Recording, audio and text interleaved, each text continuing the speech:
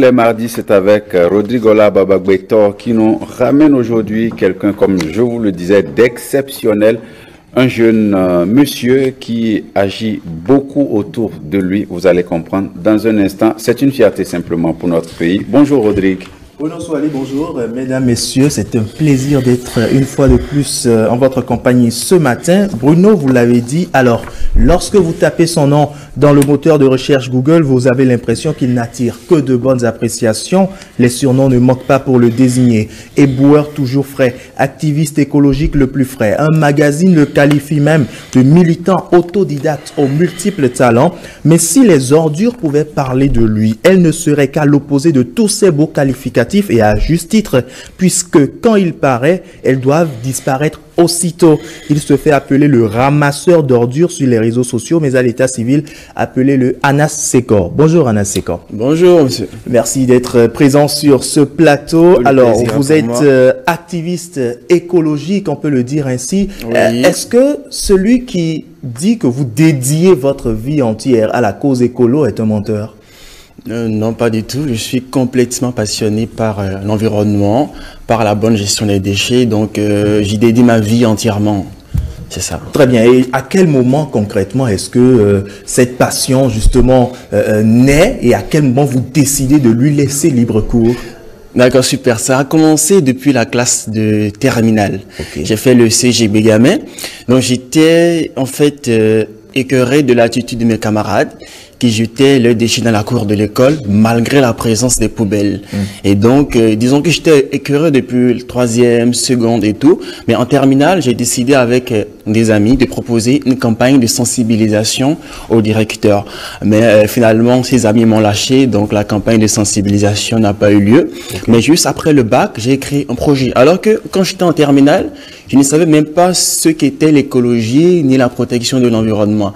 Mais vu que je commençais à m'intéresser à ça, j'ai fait des recherches et après l'obtention du bac en 2015, j'ai créé le programme d'assainissement scolaire, un projet avec un ami toujours, mais l'ami aussi m'a lâché, mais j'ai pas arrêté, j'ai continué. Après, j'ai trouvé des gens sur mon chemin et voilà, j'ai milité dans des organisations avant de lancer le mouvement Pression écologique et le concept Mon anniversaire, ma patrie. Très bien, on va revenir sur ces concepts-là. Mais déjà, est-ce que les amis qui vous ont lâché, c'était les seuls obstacles que vous avez rencontrés justement? Alors, à mes débuts, disons que ce sont les premiers obstacles en fait. Okay. C'est très important parce que quand quelqu'un ne te donne pas l'opportunité de pouvoir t'exprimer, il y a un problème. Le premier, lui, il n'avait pas le goût du risque. Moi, je voyais grand. Je disais, on peut aller chez telle autorité, chez telle personne, malgré ma jeunesse. Mais il n'avait pas le goût du risque. Le deuxième, il m'a dit, mon papa m'a dit qu'on ne peut pas y arriver. Moi, j'aimerais bien voir le papa aujourd'hui pour lui dire, ah non, regardez ce que je fais aujourd'hui. Vous voyez? Donc, à part ça, il y a aussi des problèmes avec mes proches parce que j'ai eu, ma mère a carrément pensé que j'étais fou à un moment donné parce que dans mon entourage, des gens lui disaient que j'allais ramasser les ordures ou bien lui envoyaient mes photos artistiques où j'étais sur des tas d'ordures. Or, ce n'était que des photos artistiques pour sensibiliser les gens à la protection de l'environnement. Et maman a cru qu'elle perdait son fils. Oui, voilà. Et donc, j'ai eu des problèmes là et ça a tiré à gauche, à droite. Arrête de ramasser les ordures, ça fait pas la fierté de la famille, de ci, de ça. Ça fait honte, etc. Donc, je peux dire que c'est le plus grand problème. Ce qui m'a même amené à laisser les cours en passant en 3e année de sociologie pour me consacrer uniquement à l'environnement parce que les personnes qui m'aidaient à continuer les cours ont dit non, si tu n'arrêtes pas l'environnement, non, on ne t'aide plus, quoi. J'ai dit, il n'y a pas de souci, moi, c'est ce que j'aime faire. D'ailleurs, je suis allé en sociologie juste comme ça.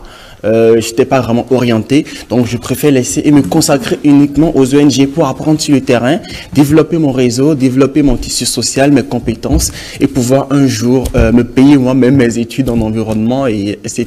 Très bien. Alors, si on vous reçoit sur ce plateau dans cette rubrique, c'est non seulement pour cette cause noble à laquelle vous êtes complètement dévoué, mais c'est surtout parce qu'aujourd'hui, vous êtes une voix importante qui a justement résonné dans le monde lors de la COP des villes pour le climat. On va rapidement suivre un extrait de votre intervention à cette grande rencontre internationale pour l'avenir de la planète.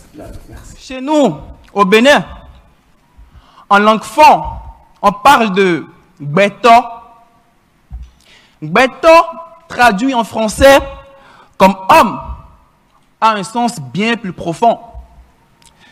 En effet, Gbeto est constitué de Gbe, qui signifie vie, et de To, qui signifie père.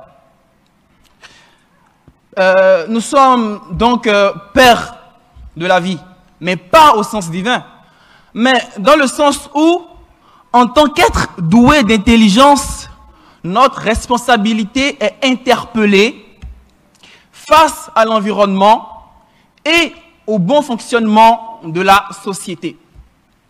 Cette année, j'ai 25 ans. D'ici 2030, j'aurai 33 ans. Et franchement, je n'ai pas envie de faire face à l'insécurité alimentaire, les catastrophes naturelles, les maladies infectieuses ou encore les chaleurs extrêmes. Et pire encore, tenez-vous bien, pire encore, d'ici 2030, la fille de ma voisine, d'ici 2030, qui vient de naître, n'aura que 8 ans. Quel sort notre irresponsabilité réserve aux générations futures. Unissons nos forces et agissons au niveau local et national avec la participation de tous les citoyens concernés. Les jeunes doivent se sentir concernés par le réchauffement climatique. Et si vous ne faites rien, si nous ne faisons rien, l'histoire se souviendra de votre faillite. L'histoire se souviendra de notre faillite. L'histoire se souviendra que notre irresponsabilité a conduit les espèces humaines à l'extinction. Bon, j'espère qu'on se souviendra parce qu'on aura tous déjà mouru. Le compte à rebours est lancé. Je vous remercie.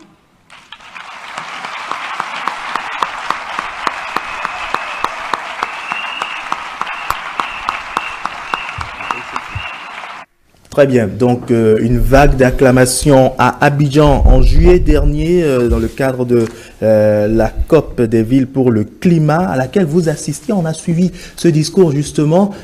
Déjà, comment est-ce que vous vous retrouvez à cet événement? Disons que c'est par déjà les différentes actions que j'ai eu à faire, c'est par mon personal branding, c'est par la présence réelle sur les réseaux sociaux que j'ai pu être contacté, disons, d'une personne à l'autre, voilà, qui m'ont mis en contact avec la mairie de Paris, qui m'a contacté personnellement et m'ont demandé, voilà, on a vu ce que vous faites, on aime ce que vous faites, donc nous voudrions que vous puissiez placer un discours à la COP des villes sur le climat. Donc c'est comme ça que je me suis retrouvé là-bas. Donc c'est plus à travers... moi je dis souvent, un travail bien fait doit bien se faire connaître. Donc du coup, je fais mon travail, mais je communique également autour. Donc ce qui fait que la visibilité m'apporte des opportunités et me permet de pouvoir être à cette COP-là. Justement, vous communiquez beaucoup, vous l'avez dit, et oui. Quand vous appelle justement éboueur toujours frais, c'est apparemment à raison, puisque sur certaines de vos photos, on a l'impression que vous vous habillez pour vous rendre à votre lieu de travail. On vous voit même en costume sur un tas d'ordures. Est-ce que c'est une arme? Est-ce que c'est une stratégie en fait? Effectivement, c'est une stratégie de communication environnementale. Déjà, c'est plusieurs choses. Okay. La première chose, c'est pour dire en fait à ceux qui, parce qu'au début beaucoup m'ont critiqué, mes amis beaucoup, et donc ceux qui me disent que toi tu n'as rien à faire, etc. C'est pour leur dire, je prends officiellement le surnom de le ramasseur d'ordures, okay. Donc je n'ai pas honte de faire ce que je suis en train de faire.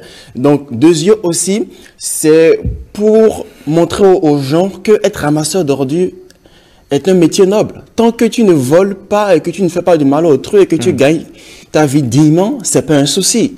Vous voyez un peu? Maintenant, la troisième chose, c'est surtout pour attirer l'attention des gens et faire passer le message écologique. Lorsqu'ils voient quelqu'un qui s'habille et tout et va sur les tas d'ordures et s'appelle le ramasseur d'ordures sur les réseaux sociaux, ça interpelle. Mais c'est qui prend ce surnom bizarre qui ne valorise pas? Donc ça interpelle et ils vont sur ma page, ils voient tout ce que je fais et s'ils ont envie de s'engager avec moi, ils s'engagent et on continue la lutte ensemble. Très bien, c'est sûrement cette communication environnementale qui vous a valu le 19 décembre 2020 le prix spécial activiste environnement. Oui. Et l'année qui suit, en 2021, plus précisément le 5 juin, vous receviez le prix de l'éco-citoyen aux Écolo Awards. Vous en rêviez? De la Fondation Idehoy. Ouais, vous en rêviez? Oui. Oui, je remercie la Fondation Idehoy qui m'a honoré à ces Écolo Awards, également Mado Santé Plus et le Corset Bénin, et qui ont vu que ma lutte est une lutte qui porte, qui a son sens, et voilà, qui ont voulu m'octroyer ces prix-là. Oui, j'en rêve parce que ça te donne quand même une certaine crédibilité, une certaine légitimité. Et voilà. Dans la communication environnementale, justement, au nombre des stratégies que vous dites employer sur les réseaux sociaux, lorsqu'on parcourt un peu votre biographie, oui, on voit le titre phonéographe. Oui. De quoi s'agit-il? Alors, la phonéographie est un courant artistique qui consiste à faire des photos avec un smartphone. Donc moi, je fais de la phonéographie artistique, c'est-à-dire je fais de la photographie d'art, mais avec mon smartphone. C'est pour attirer toujours l'attention des gens et faire passer le message écologique. L'art, ça parle, l'art touche les émotions. Vous voyez, là, ça touche l'imaginaire. Il y a Dale Carnegie qui dit que les discours ne suffisent plus. Voilà, il faut toucher l'imagination des gens. Donc, à travers là, moi, j'essaie de voir ce qui intéresse les gens. Je fais des photos et je les pose pour pouvoir attirer leur attention sur les problèmes. Donc, je fais les photos avec mon smartphone. D'accord. Okay? Donc, c'est pas un appareil photo numérique. Avec principalement mon smartphone. Avec le smartphone, on peut faire des photos qui sont déjà de qualité. Mais des photos traitées après quand même. Non, mais forcément, mais traitées sur smartphone. Ah, bon. Oui. Et justement, pour pouvoir arriver à faire ces photos, oui, il a fallu suivre une formation et tout? Non, pas du tout. Je vais dire que j'ai la capacité, si je peux le dire ainsi, de pouvoir rapidement apprendre les choses. Donc, j'ai été autodidacte. Je suis autodidacte en environnement, autodidacte dans beaucoup de choses, que ce soit en graphisme mobile, en photographie mobile. Donc, je prends juste Google, je fais des recherches. Sinon, la photographie n'est pas très compliquée. Il suffit juste de prendre, de regarder, de cadrer, de prendre la photo, de savoir, bon, quand on fait ceci, ça ne marche pas, la lumière, c'est... Les professionnels ne seraient peut-être pas d'accord avec vous. Bon, non, la photographie sur smartphone est très facile. Voilà, sur smartphone, ok. Est très facile, parce que c'est automatique. Mais lorsqu'on prend les autres, il faut régler et tout. C'est plein de réglages. Donc voilà, mais avec la phonographie, c'est un peu plus facile. Donc voilà. Et justement, vous vous faites représenter sur la toile non seulement par vos photos, mais également par des vidéos, de petites capsules que vous mettez sur le net. On va justement suivre quelques-unes. Déjà, la première, dénommée, je crois, embêtement environnemental, c'est ça? Effectivement, embêtement environnemental. C'est une fille que j'ai essayé de courtiser en chemin. Et alors, on va suivre avec l'aide de la régie, ce sera plus simple pour nous.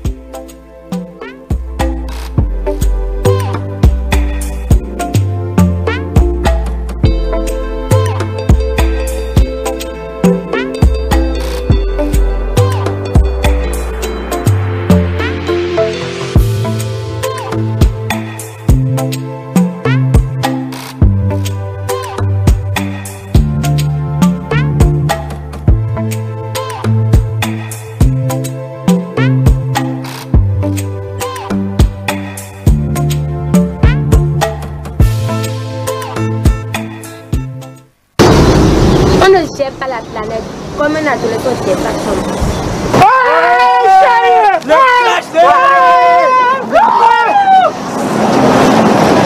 Ramasse-moi ça! Espèce de pollueur! Voilà, alors un embêtement. Mais c'est curieux, c'est vous qui êtes traité de pollueur dans cette vidéo. Vous endossez, on va dire, le mauvais rôle. Ouais, le mauvais rôle, mais bon, voilà. Donc, c'était embêtement environnemental.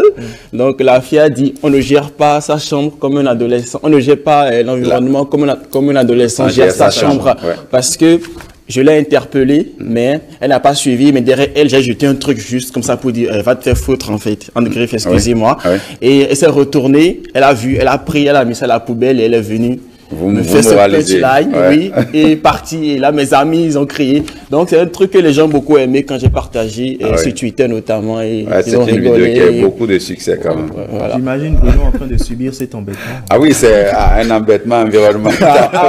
Environnemental. Parce que le geste en lui-même, d'abord, jeter voilà, une ordure derrière la jeune fille parce qu'elle ne répondait pas à votre appel. Ça aussi. Ça, c'était déjà astucieux. Maintenant, ça réplique, c'est ça qui est renversant en fait. Ça renverse complètement. Et je suis sûr que dans l'autre capsule également que nous avons choisi pour cette rubrique ce matin, on va également peut-être probablement rire. Le nom c'est Kekenon Anti-Pollution. On va suivre avec l'aide de la régie.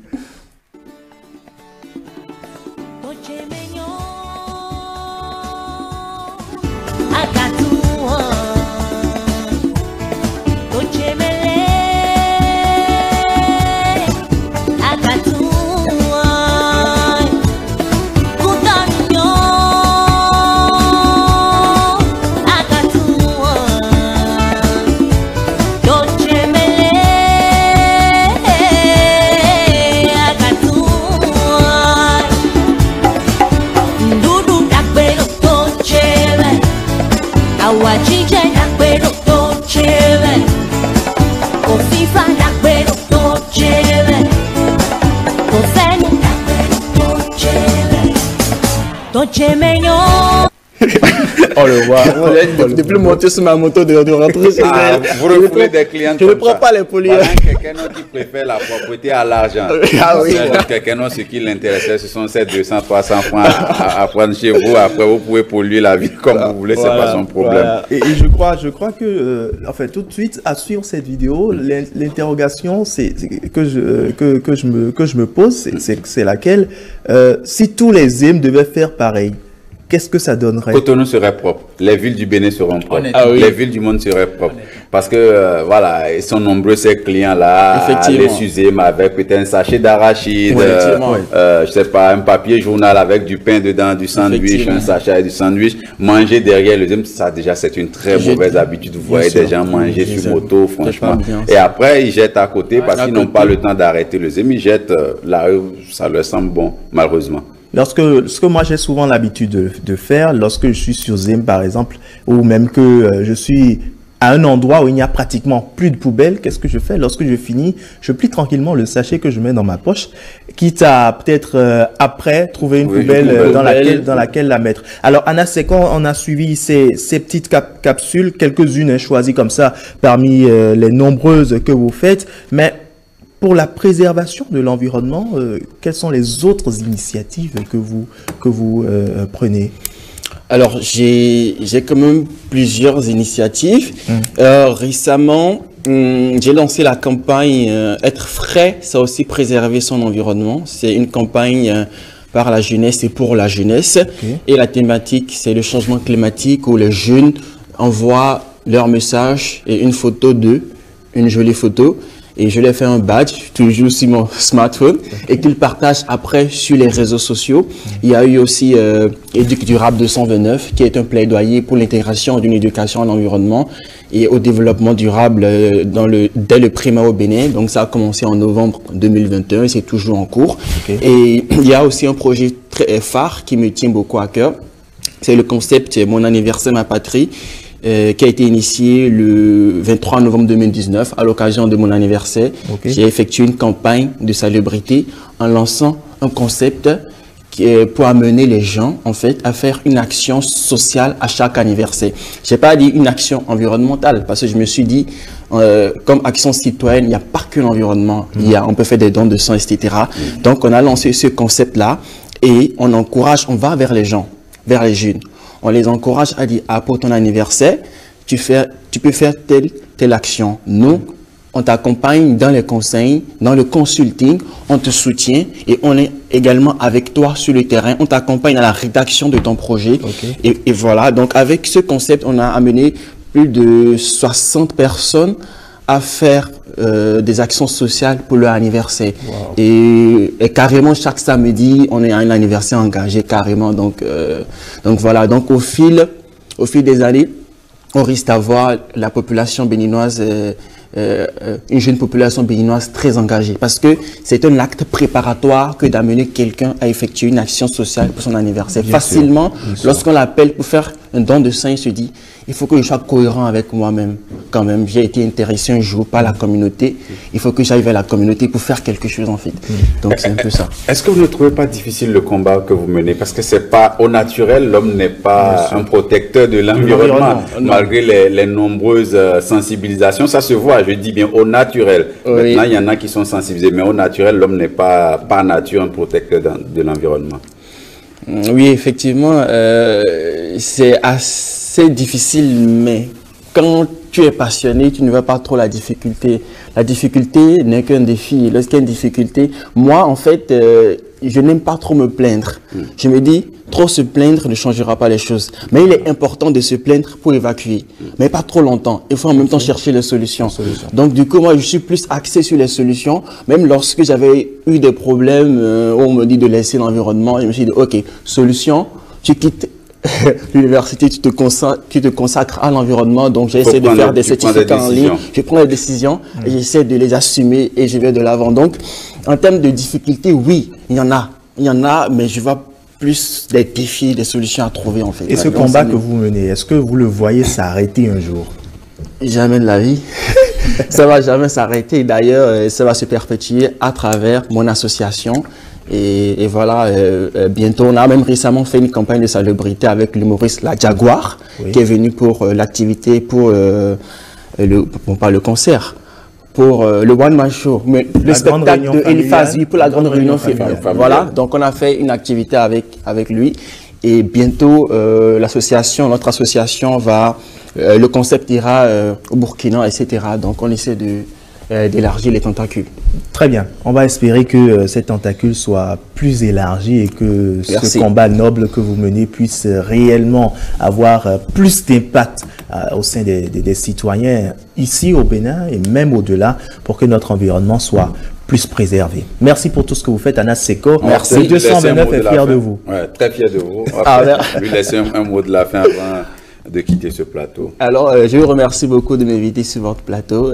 C'est un véritable honneur. Et je dis souvent que la protection de l'environnement n'est pas une question de penchant ou de goût personnel. C'est une question de vitalité qui concerne absolument tout le monde. Que tu sois mécanicien, que tu sois journaliste, que tu sois mère au foyer, ça concerne absolument tout le monde parce que c'est l'avenir de l'humanité qui est en jeu. Et l'environnement est notre source de nourriture, de potable, d'air, etc. Nous devons protéger l'environnement pour nous et pour les générations futures. Je vous remercie. Très bien. Merci, belle conclusion, mon cher Anas Seko. Je vous souhaite, on vous souhaite d'ailleurs beaucoup de succès dans tout ce que vous faites dans vos projets futurs, surtout que votre combat soit entendu et suivi. C'est très important parce que plus vous avez des gens pour mener le combat, mieux vous allez remporter des batailles et enfin la guerre. On va vous retrouver peut-être une autre fois, on ne sait-on jamais, retrouver votre actualité, c'est bien possible. Merci beaucoup à vous, Rodrigola Babagbeton. On va poursuivre avec Stanislas Lincoln qui est tout près du plateau. Il va nous faire rigoler un peu.